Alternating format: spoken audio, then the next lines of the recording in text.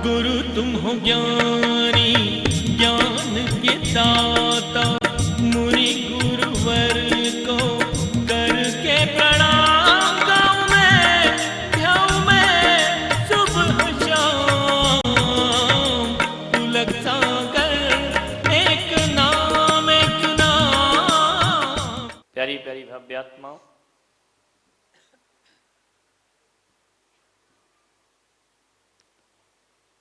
पूजाएं दो प्रकार की होती हैं।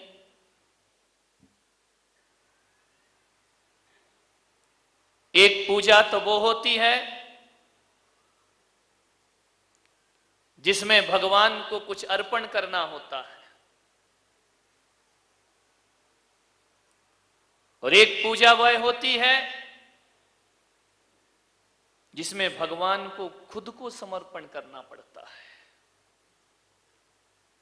पदार्थ अर्पण करना आसान बात है, खुद को समर्पण करना कठिन काम हुआ करता है। और हकीकत में देखा जाए तो क्या चढ़ा रहे हो ये महत्वपूर्ण नहीं होता है, किन भावों से चढ़ा रहे हो इनकी कीमत हुआ करती है। यदि भावनाओं से ओतप्रोत होकर हीरे मोती की जगह किसी ने कमल पंखुरी भी चढ़ा दी, फूल की एक पंखुरी भी चढ़ा दी, तो ऐसा मेंढक भी क्षण भर में मृत्यु को प्राप्त करके स्वर्ग को प्राप्त कर लिया करता है। ध्यान रखिए। मैं तो ये कहता हूं कि पूजा करने वाले हाथों से ज्यादा पवित्र, इबादत करने वाले हाथों से ज्यादा पवित्र सेवा करने वाले हाथ हुआ करते हैं। ध्यान रखिए।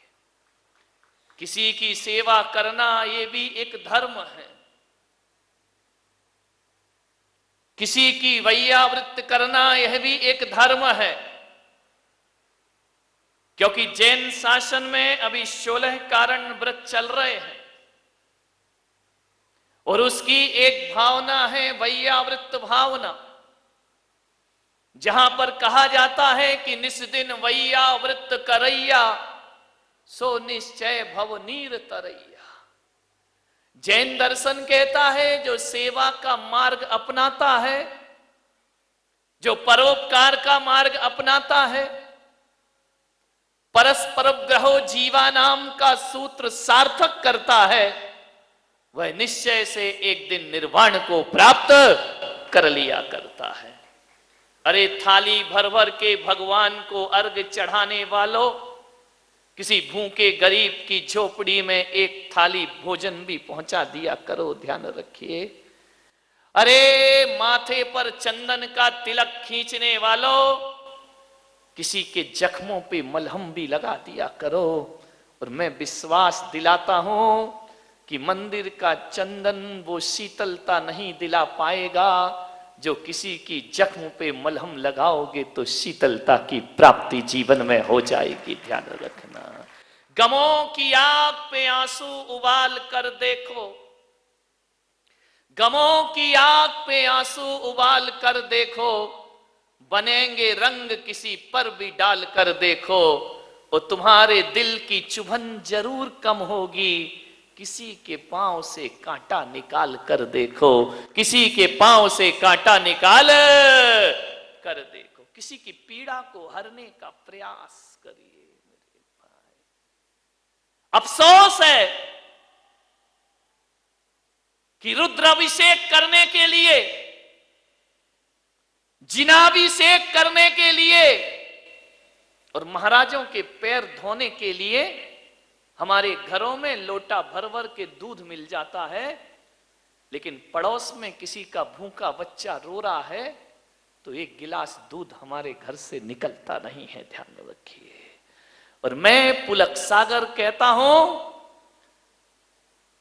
कि दूध से भगवान का अभिषेक करो, कोई मुझे समस्या नहीं है, लेकिन आपसे निवेदन करता हूं किसी भूखे बच्चे के मुख में एक गिलास दूध जरूर दिया करो, मैं कहता हूं कि जो मंदिर में दूध चढ़ाएंगे और भूखे बच्चे को नहीं पिलाएंगे, परमात्मा भी उनका दूध स्वीकार करने को तैयार नहीं हो सकता है। अरे किसी भूखे बच्चे को दूध पिलाओ मेरे भाई। लोग धोते हैं मेरे चरण, दूध से धो देते हैं, मुझे भीतर से लगता है यार क्यों मेरे पैरों में बर्बाद कर रहे हो। किसी बच्चे को पिला दो, और किसी बच्चे को तुमने पिला दिया तो मैं समझ लूंगा कि पुलक सागर ने दूध से अपने चरण अपने आप धुला लिए। ध्यान रखना, मैं कोई विरोध नहीं कर, नहीं तभी तुम्हारे यहां लड़ाइयां हो जाएं कि महाराज दूध वाले या पानी वाले। अपन ना दूध वाले ना पानी वाले, अपन तो जिनेंद्र वाले और जिनवाणी वाले। ध्यान रखें, नहीं तो आदमी गलत अर्थ बहुत जल्दी लगाता है कि अभी पानी वाले खुश हो जाएंगे, दूध वाले नाराज हो जाएंगे। तो महावीर कहते हैं कि ना तो पानी वाला मोक्ष जाता है ना दूध वाला मोक्ष जाता है। यहां तो पिछी कमंडल धारण करता है, उसके लिए मोक्ष की प्राप्ति, जो पानी भी छोड़ता है और दूध भी छोड़ दी। अपने को क्या लेना देना, तुम कुछ भी चढ़ाओ, लेकिन प्रेरणा देना मेरा इतना ही फर्ज है। मैं ये नहीं कह रहा हूं कि मंदिरों में अभिषेक करना बंद कर दो, लेकिन मैं ये कह रहा हूं किसी भूखे को दुत्कारना बंद कर दो, तुम्हारा जीवन सार्थक और सफल हो जाएगा। अफसोस होता है मुझे कि हम कृष्ण के मंदिर में जाते हैं, महादेव के मंदिर में जाते हैं, नंदी को शीश झुकाते हैं, गाय को माला पहनाते हैं। वाह रे इंसान, जिंदा गाय धक्के खाती है और संगमरमर की गाय को मेवा चढ़ाते हो, मिष्टान चढ़ाते हो, ये तुम्हारा कोई धर्म हुआ करता है? विचार करिए। पत्थर की गाय का स्वागत हो रहा है, जिंदा गाय भूखों मर रही है, दाने दाने को तरस रही है, पत्थर की मूर्तियों को भोग लग रहे हैं, 56 भोग, और जिंदा भगवान जो दरिद्र नारायण है वो मंदिर के सामने भीख मांगता फिरता है। ध्यान रखिए मान्यवर, पत्थर की मूर्तियों के लिए बहुत विशाल मंदिर है।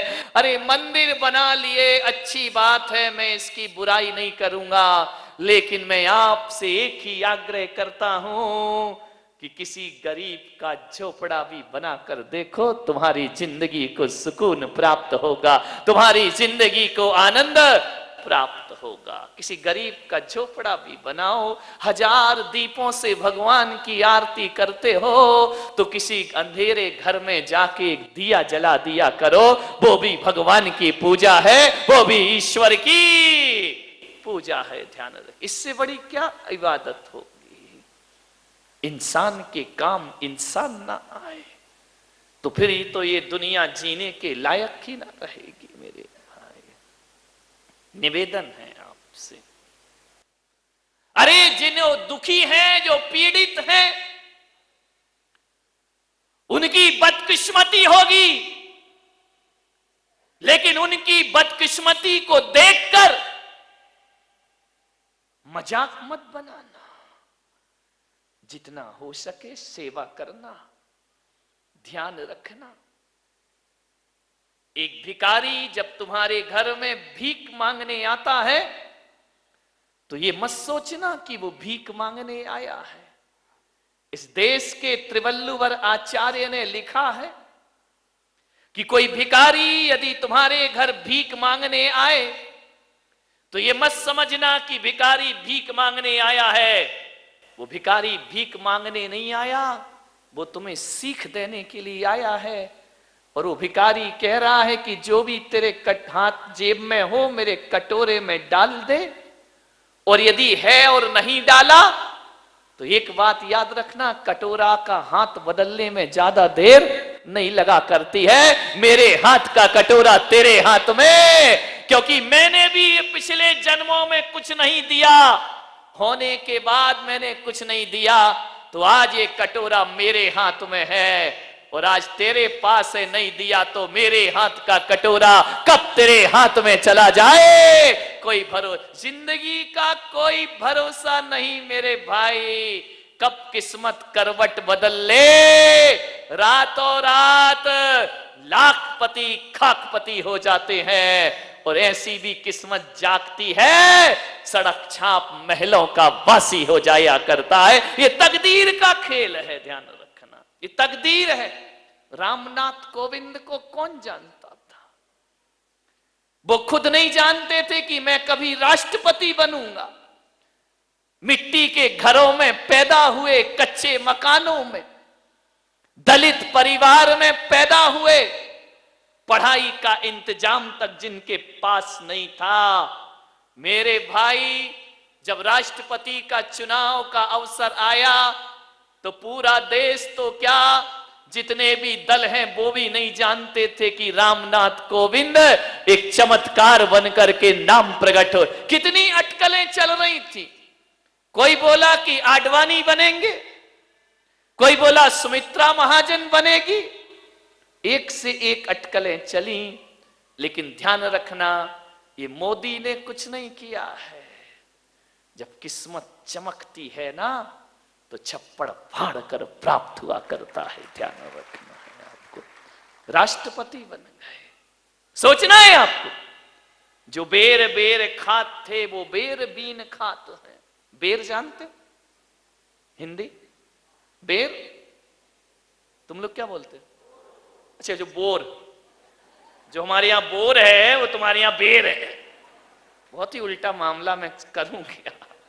हमारे यहां बोर होता है बुरा, और तुम्हारे यहां बोर होता है अच्छा।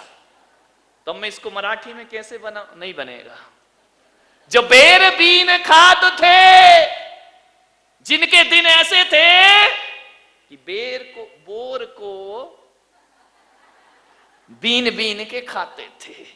जो बेर बीन खाते थे वे बेर बेर खाते हैं। बेर बेर यानी बार बार, हिंदी समझाना पड़ेगी मुझे।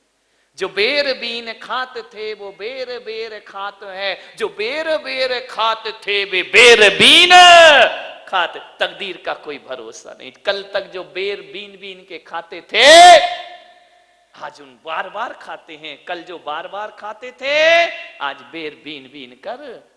तकदीर का कोई ठिकाना नहीं, कब किस्मत पलट जाए। और किस्मत ऐसे खूबसूरत मोड़ पे धोखा देती है। अब देखो ना देश के हालात। वाडवानी की किस्मत में नहीं है तो नहीं है। अब क्या करोगे तुम? क्या कर सकते हो? ना पीएम बन पाए, थोड़ी आस थी कि राष्ट्रपति बन जाएंगे। उन्हें क्या मालूम था इसी समय फाइल खुल जाएगी। विचार करिए, सोचना है आपको। अब नहीं है, तकदीर में तो नहीं है। लोग बोलते हैं कि सोनिया का बड़ा त्याग है, जीतने के बाद भी मनमोहन को मुख्यमंत्री प्रधानमंत्री बना दिया। अरे काय का त्याग मेरे भाई। पहले के जमाने में कहा जाता था मजबूरी का नाम महात्मा गांधी, अब कहा जाता है मजबूरी का नाम सोनिया गांधी। क्या करोगे? बदलेगी परिभाषाएं। ये तकदीर के खेल है मेरे भाई, सोच लेना, जिंदगी को समझना। आज सब कुछ है, कल कुछ ना रहेगा। आप देख रहे हैं ना, मैंने एक दिन और बताया था, रेमंड्स ग्रुप के मालिक, रोज अखबारों में आ रहा है, दर दर की इस कलयुग का, अभी का, प्रेजेंट का उदाहरण है। अपनी बुलंदियों पर इतना नाज मत करो, अपनी बुलंदियों पर इतना नाज मत करो। हमने तो आसमान से सितारों को गिरते देखा है। ध्यान रखिए, आसमान के सितारे भी एक दिन जमीन पर आ जाते हैं। ए माटी के पुतले ना इतरा के चल, तेरे जीवन का कोई भरोसा नहीं। और बूंद पानी के पड़ते ही गल जाएगा, कच्चे बर्तन का कोई भरोसा। किस पर अकड़, क्या है तुम्हारे पास जो अकड़े अकड़े घूमते हो? क्या है बताइए, क्या है अपने पास? टाटा बिरला रिलायंस को देखोगे ना तो उनकी चपरासी की भी हैसियत नहीं है अपनी। ध्यान रखना, अकड़ ऐसी है कि हे भगवान, कि रामनाथ कोविंद के पिताजी हम ही हो जैसे धरती पर। विचार करिए, क्या है हमारे पास? ठीक रे, कुछ नहीं है। ध्यान रखना, बहुत अपने बाप पड़े इस धरती पर। सेवा करो। मान्यवर, जीवन किसी का एक सा नहीं होता है। अंगूर की बेल में सभी अंगूर मीठे आए जरूरी तो नहीं है ना मेरे भाई। खट्टे भी आते हैं और मीठे भी आते हैं। गुलाब की हर डाल पर फूल ही फूल हो जरूरी नहीं है। कांटे भी होते हैं और फूल भी हुआ करते हैं। लेकिन कांटों को दुश्मन मत समझो, ये कांटे फूल की सुरक्षा है। दुख को बुरा मत समझो, ये दुख तुम्हारे सुख का स्वाद बढ़ा दिया करते हैं। ध्यान रखिए। आप सोचिए, यदि जीवन में सुख ही सुख हो तो ये जीवन जीने लायक ना बचेगा। थोड़ी सुख भी होना चाहिए, थोड़ा दुख भी होना चाहिए। पिक्चर देखी ना तुमने, कभी खुशी कभी, हाँ, कितनी जल्दी याद आ गया। अभी मैं बोल देता कि किसी तीर्थंकर के नहीं मालूम महाराज, विचार कर। जीवन में कभी खुशी मिलेगी, कभी गम मिलेगा। एक साथ जीवन किसी का नहीं होता है, ध्यान रखना। उतार चढ़ाव जिंदगी में आएंगे। एक सा जीवन तो सूरज का नहीं होता। आकाश में सुबह का सूरज कुछ होता है, दोपहर का सूरज कुछ होता है और सांझ का सूरज कुछ और हो जाता। फिर हमारा जीवन एक सा क्यों रहेगा? संसार में आज तक ऐसा कोई प्राणी पैदा नहीं हुआ होगा जिसके जीवन में सुखी सुखों कभी दुख ना आया हो, और ऐसा भी कोई पापी पैदा नहीं हुआ होगा कि जिसके जीवन में दुखी दुखों कभी सुख ना आए हो। ध्यान रखना, राम महापुरुषों के जीवन में भी दुख आते हैं, उनके जीवन में भी सुख आते हैं। ध्यान रखना। राम कहां पैदा हुए? राजा के घर में। सीता कहां पैदा हुई?